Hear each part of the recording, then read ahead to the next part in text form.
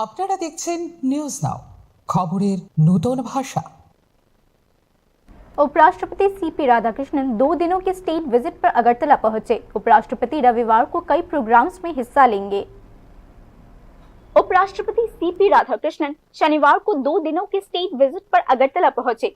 राज्यपाल इंद्रसेना रेड्डी नल्लू और मुख्यमंत्री डॉक्टर मानिक शाह महाराजा वीर विक्रम एयरपोर्ट पर उनका स्वागत करने के लिए मौजूद थे।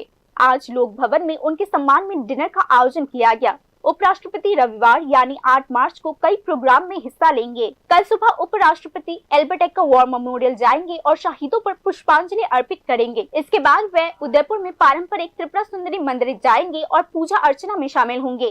बाद में अगरतला लौटकर उपराष्ट्रपति सीपी राधाकृष्णन त्रिपुरा यूनिवर्सिटी के 14वें कॉन्वोकेशन में मुख्य अतिथि के रूप में शामिल होंगे। दोपहर में उपराष्ट्रपति CP Radhakrishnan Hapania international fair ground में स्वयं सहायता समूहों द्वारा लगाए गए विभिन्न स्टॉल्स का दौरा करेंगे और महिला सदस्यों और लखपति दीदियों के साथ बातचीत करेंगे। निर्धारित कार्यक्रम पूरा करने के बाद उपराष्ट्रपति सीपी राधाकृष्णन दोपहर में विशेष विमान से न्यू दिल्ली के लिए रवाना हो जाएंगे।